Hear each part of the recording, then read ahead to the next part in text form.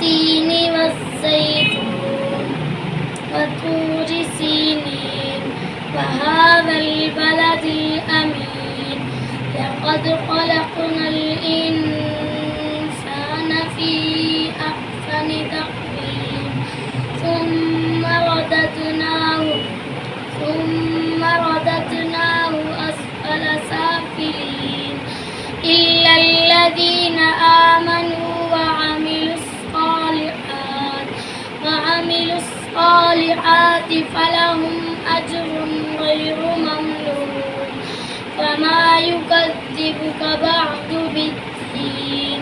أليس الله بأحكم الحاكمين